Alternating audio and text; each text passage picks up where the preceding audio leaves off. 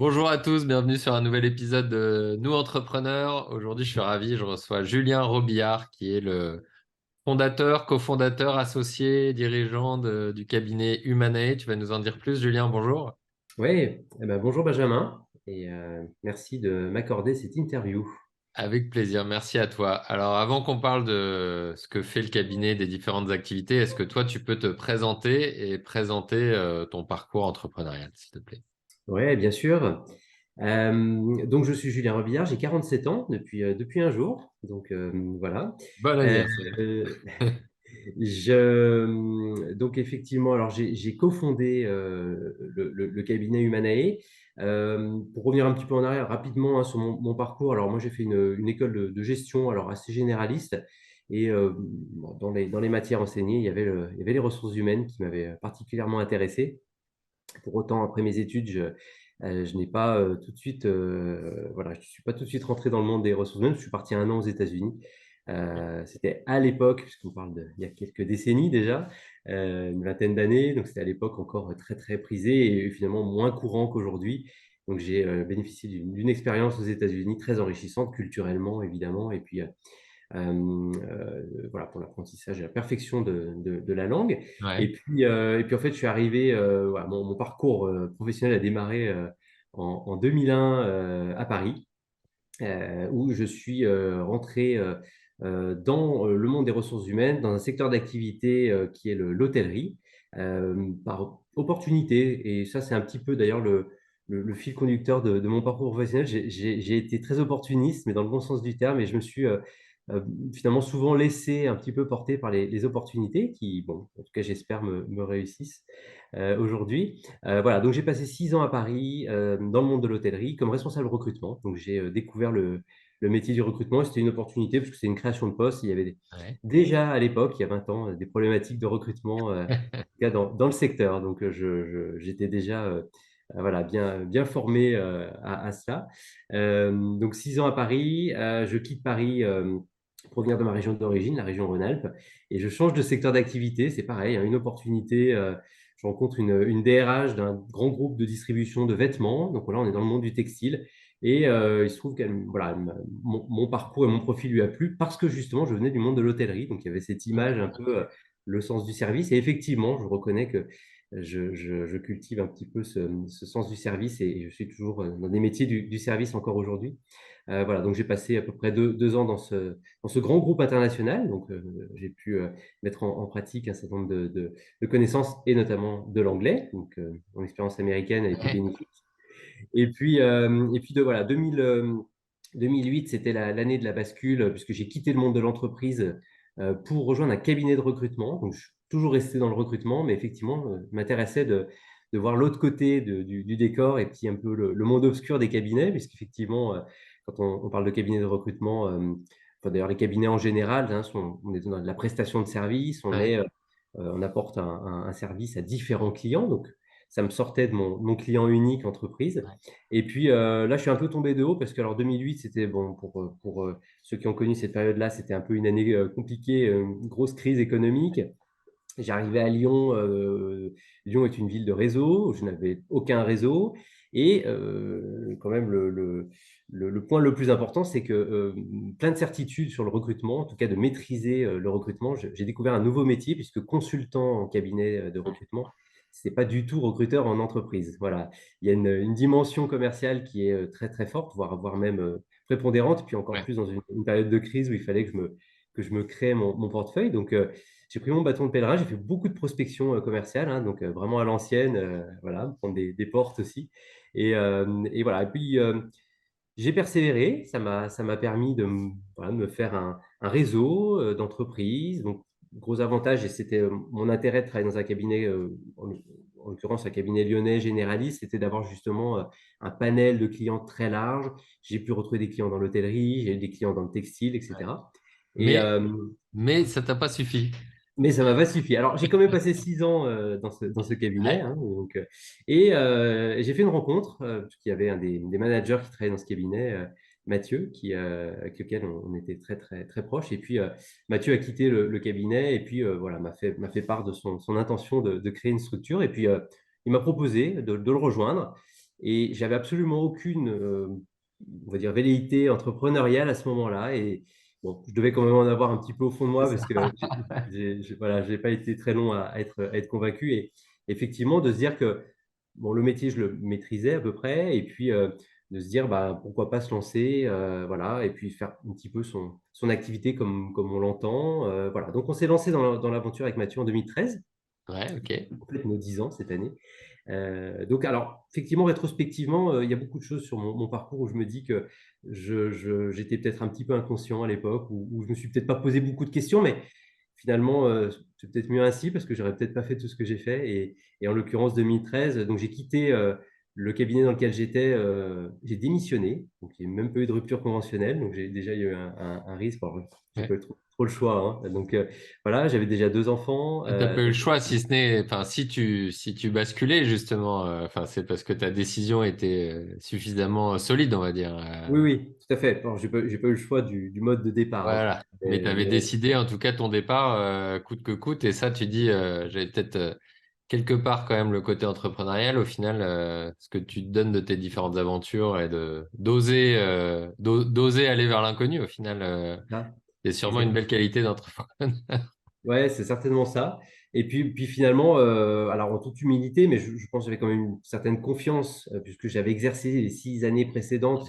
Finalement, Le c'était la même métier était chose. connu quelque part, Ah, ouais. voilà, donc bon, les risques étaient quand même un peu minimisés, mais bon, même il y a 10 ans en arrière, il y avait déjà un nombre de cabinets, voilà, enfin, à Lyon, Lyon c'est une grande ville, mais il y Ouais. avait quand même, le terrain était déjà bien occupé, puis quand on démarre de rien, on est absolument inconnu. Donc voilà, donc en tout cas, les choses ont bien pris, et puis voilà, 10 ans après, on est un cabinet, voilà, un peu plus étoffé, avec plus de, un peu plus de services, puisque effectivement, quand on a démarré, vraiment le moteur et l'axe de développement, c'était vraiment le recrutement, un peu d'évaluation de compétences. Et puis, toujours avec Mathieu, on a développé bah, les équipes, puisqu'aujourd'hui, on est un cabinet avec 11 personnes. Et puis, sur les secteurs, en tout cas sur les services qu'on propose, il y a le recrutement, tout ce qui est évaluation de compétences, enquête de mobilité interne. Finalement, on est un cabinet de conseil en ressources humaines. Ça, on a tendance un peu à l'oublier. C'est vrai qu'on nous catalogue souvent comme cabinet de recrutement, Ouais. mais on fait beaucoup Et plus. une facette, c'est ça, ouais. Ouais, c'est ça, Alors, hein. c'est quoi justement votre, parce que donc tout le monde ne connaît pas cet univers-là, etc. C'est quoi votre unicité ou en quoi est-ce que les entreprises, j'imagine que vos clients, c'est principalement des entreprises, viennent chez vous? C'est quelle typologie de clients et pourquoi est-ce qu'ils viennent chez vous? Alors, on a effectivement, alors le terme parfois n'est pas très joli, généraliste, hein. Alors, ça ne veut pas dire qu'on sait tout faire, mais en tout cas, dans l'approche, on n'est pas cabinet spécialisé sur un secteur d'activité, c'est-à-dire qu'on a effectivement un panel très large, hein. C'est le secteur du service, de l'industrie, et puis sur une typologie d'entreprise très large aussi, PME, ETI, peut-être avec une limite quand même sur les très grosses structures qui, peut-être tout simplement, à l'inverse, ne nous sélectionnent pas comme cabinet, puisque peut-être avec des schémas voilà, de cabinets qui auraient un maillage national avec plein de bureaux, de nombreux consultants. Donc il y Mais a on un s'est beaucoup ancrage tourné. régional fort. Ouais, ouais, ouais, on est surtout effectivement sur la région Auvergne-Rhône-Alpes, mais euh, on sort souvent de ce cadre géographique pour aller à Paris aussi. Donc, c'est toujours aussi intéressant de se dire que petit cabinet ou cabinet à taille humaine, on a aussi des clients à Paris ou sur J'imagine d'autres. que vous avez des clients qui ne sont pas de la région, qui cherchent parfois des gens ici, ou inversement des boîtes de la région qui se développent autre part et qui font appel à vous. Oui, exactement, tout à fait. C'est souvent ça, hein, on part de toute façon d'un contact initial, et puis bah, c'est ce contact-là qui nous emmène un petit peu là où il va poser ses valises. Donc, on a des clients, contacts clients qui sont clients dans une entreprise un jour, et puis le lendemain partent faire une autre aventure professionnelle ailleurs, et nous ressollicitent. Donc ça, c'est vraiment très gratifiant pour nous. Et pour répondre à ta question, euh, ce qui est vraiment valorisant, c'est la fidélité, la fidélisation. Alors, nous, c'est toujours un objectif parce que forcément, quand on travaille avec une personne, une entreprise ou un secteur d'activité, ben, la première fois, on découvre, et puis la seconde, c'est un peu plus facile, et ainsi de suite. Et ça on le remarque, on a une vraie récurrence, hein, de nos clients. Ouais. Et c'est finalement, c'est agréable pour tout le monde parce que ben, la mise en route, la deuxième fois et la troisième fois, elle est encore plus facile, et on se connaît, on connaît les attentes, on connaît la personne, et comme on gère de l'humain, c'est quand même toujours préférable de bien connaître son interlocuteur et les attentes. Ouais. Ok, intéressant. J'ai souvenir la première fois qu'on s'est rencontrés, qu'il y a quelque chose qui m'avait marqué, c'est sur les garanties que vous mettez en avant. Est-ce que tu peux nous en dire plus? Ouais, bah ouais, tout à fait. Alors, on va parler un peu du recrutement parce qu'effectivement, Ouais, c'est l'activité principale, mais il ne faut pas occulter le reste. Mais oui, alors la garantie, alors c'est peut-être pas très vendeur, mais tous les cabinets aujourd'hui garantissent leur recrutement plus ou moins. Voilà. Pourquoi garantir? Bah parce qu'il y a un engagement qui est très fort de l'entreprise, hein. Elle s'engage financièrement, évidemment, hein, pour qu'on puisse identifier, sélectionner et valider des candidats qui vont rester le plus longtemps possible dans l'entreprise. Donc voilà, je dirais que la contrepartie financière, bah, c'est notre travail. Bah, un petit peu comme, voilà, comme dans certains vendeurs d'électroménager, on peut avoir un SAV. Donc nous c'est un peu le SAV du Manae, où on s'engage sur une durée alors qui est pour le coup assez longue, en tout cas, puisque pendant un an, on garantit le recrutement. Le candidat qu'on a pu placer chez notre client quitte dans la première année. Nous, on s'engage à ce moment-là à réactiver évidemment gratuitement les recherches pour remplacer. C'est très important, on est vraiment dans ce sens du service, comme je te le disais, moi, voilà, qui est vraiment, je pense, que j'ai en moi. Voilà, il faut se mettre à la place d'un client qui a payé pour avoir un recrutement. Il peut y avoir une casse moteur, ça arrive. Il faut qu'on soit là, il faut qu'on soit là, il faut qu'on soit réactif pour trouver une solution rapidement. Voilà. Donc la ouais. garantie répond à ça, en tout cas, c'est très, très important. Ouais, tu dis que beaucoup de cabinets le font peut-être, mais c'est vrai que moi, c'est la première fois où j'ai entendu ça de manière assez claire et que ça m'avait marqué sur. Je me suis dit, tiens, c'est qu'ils doivent bien sélectionner et partir avec leurs clients quand ils sont confiants de pouvoir réaliser la mission et que c'était un gage de réassurance assez important. En tout cas, j'ai jamais entendu d'autres cabinets qui posaient aussi clairement sur la table ce type de garantie. Donc, ça m'avait marqué à l'époque. Ouais, ouais. Comment est-ce que tu vois évoluer le cabinet? Tu disais, donc, vous aviez le recrutement, tu as les bilans de compétences, tu parles de cabinet de conseil RH. C'est quoi l'ambition avec Humanae? Alors, l'ambition, alors elle est pas démesurée. On avance pas à pas. Et un petit peu comme mon parcours professionnel, un petit peu par opportunité aussi. Et en fait, depuis le départ avec Mathieu, quand on a créé le cabinet, on s'est dit, voilà, qu'est-ce qu'on sait faire, qu'est-ce qu'on ne sait pas faire, quelles compétences on peut apporter nous.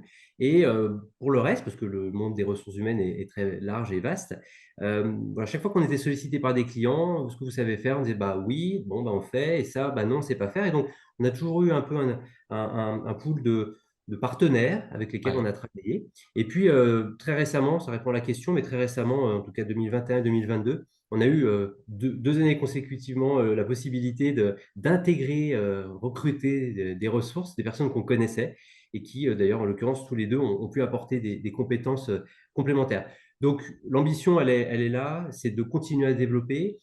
Très clairement, ça fait depuis 2 ans maintenant qu'on marque un axe beaucoup plus tourné vers le conseil RH. Alors, conseil RH, on pourrait le développer, mais ça englobe beaucoup de choses, Ouais. puisque ce sont les attentes de nos clients.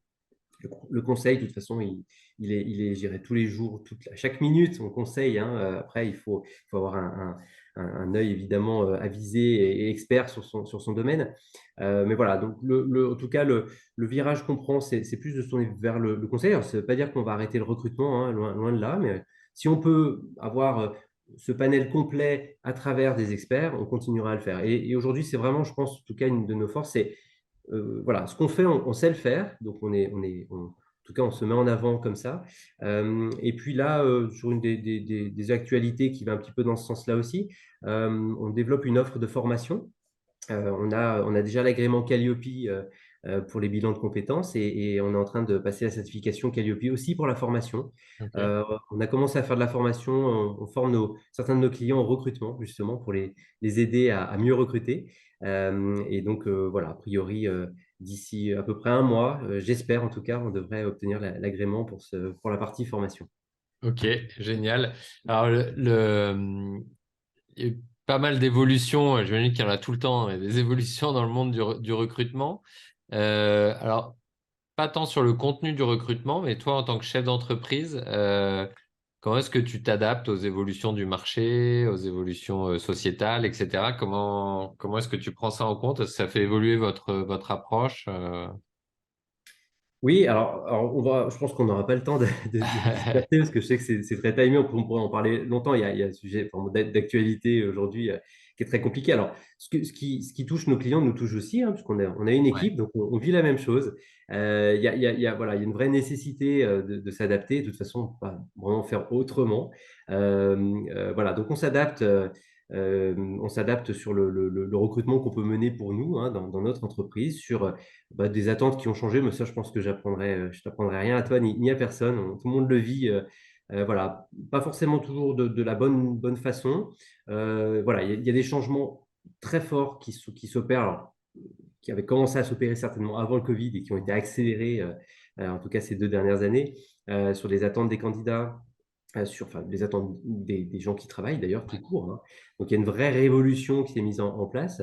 Donc voilà, donc nous on essaye de faire le travail auprès de nos clients, un peu de prêcher voilà, tout ça pour que les clients soient prêts aussi, soient ouverts. Alors ils le vivent aussi dans leur entreprise, donc il y a tout un mouvement qui se met en place. Donc il faut s'adapter. On essaye voilà, d'être souple sur le fonctionnement. On essaye enfin, on est à l'écoute en tout cas de nos candidats futurs collaborateurs et d'essayer de mettre en place un certain nombre d'outils pour que ça rende le travail plus agréable. Ouais. Et du coup, en fait, c'est là où votre offre, avec le conseil, en plus du recrutement, mais de se positionner, tu parlais de formation, au final, ça peut paraître étrange au premier regard de dire je vais former des gens à savoir recruter tout seul, mais au final, de comprendre toutes ces tendances, etc., ça impacte du coup, y compris votre entreprise, c'est-à-dire dans la façon dont vous abordez votre business model, ce que vous proposez aux clients, du coup, ça fait évoluer Mm. les choses, y compris chez vous, j'imagine. Exactement. Exactement. Il y a la formation recrutement, il y a une grosse partie déjà de présentation du contexte pour voilà, informer les clients de ce qui se passe, parce que c'est vrai que certains se disent, mais je ne comprends pas. Voilà, quel est le problème aujourd'hui. Donc voilà, on insiste quand même beaucoup là-dessus pour expliquer quel est le contexte. Après, on n'a pas de solution miracle, hein, mais au moins déjà d'expliquer ce qui se passe et on a l'avantage quand même d'avoir justement un panel de clients assez large et on se rend compte que c'est unanime, hein. Donc souvent, je dis à mes clients, enfin, si ça peut vous consoler ou vous rassurer, vous n'êtes pas les seuls dans ce cas-là. Alors bon, certains me disent, bon, bah, tant mieux alors, pensant que c'est son secteur ou son entreprise qui a un problème. C'est beaucoup plus global que ça. Ça marche. Comme tu dis, c'est assez court comme format et on pourra reprendre Hmm. sous une autre interview. Mais est-ce qu'il y a une question là que je ne t'ai pas posée, un sujet qu'on n'a pas abordé et que tu voudrais aborder maintenant? Euh, eh ben, écoute, peut-être sur un peu les croyances, les croyances un Eh peu oui, erronées.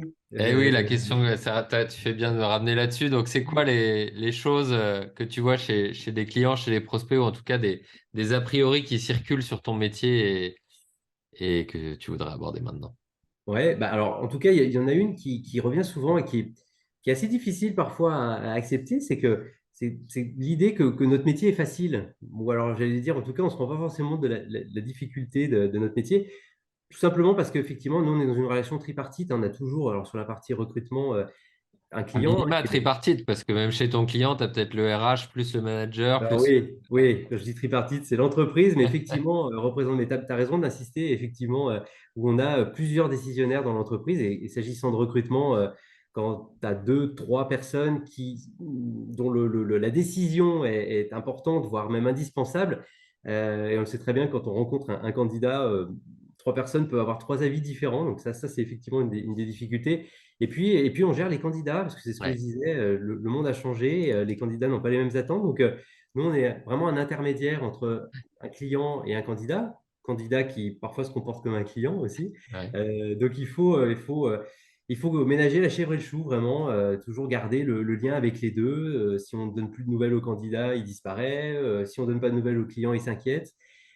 Donc, là, c'est une vraie difficulté qu'on a, et enfin qu'on a toujours eu, mais ça fait partie du métier. Mais voilà, donc ça c'est une croyance. Voilà, après, le recrutement n'est pas une science exacte, donc on se trompe, on prend notre part de responsabilité aussi.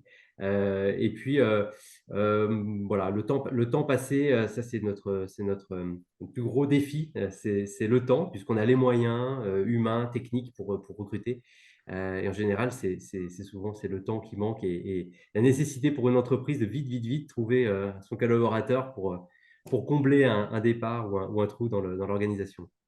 Et donc, faire rapprocher aussi les temporalités, les attentes des uns et des autres et éduquer aussi, aider à faire se comprendre les C'est ça. différentes parties prenantes, on va dire, dans le processus de recrutement. Exactement. Éduquer, c'est je pense, un terme qui est très approprié. Ouais. Alors, on drive nos clients. Ouais, Et parfois, il y a de l'éducation à faire aussi mettre le client devant une réalité d'un marché où il faut être très réactif, il faut vite contacter le candidat, etc. Donc, c'est notre rôle aussi. Hein. On joue ce rôle-là parce que nous, voilà, on a les mains dans les deux camps. ouais. Et voilà, c'est de se faire. Faut que la rencontre se fasse et que ça se passe bien. Excellent. Top. Comment est-ce qu'on te contacte ou comment est-ce qu'on prend contact avec Humanet? Alors, très simplement, toutes nos coordonnées sont sur notre site. Hein. Mon portable est sur mon site. Voilà, site qu'on a refondu récemment avec les deux nouvelles entités qui sont arrivées l'année dernière. Donc voilà, mes coordonnées sont sur mon site. Sur LinkedIn, bien évidemment, je suis présent. Donc tout type de message est le bienvenu et avec grand plaisir en tout cas. Super. Et ben, on mettra tout ça dans la description de l'épisode. Merci beaucoup, Julien, d'avoir Ouais, merci, répondu à mes questions. merci Benjamin. À bientôt. Merci.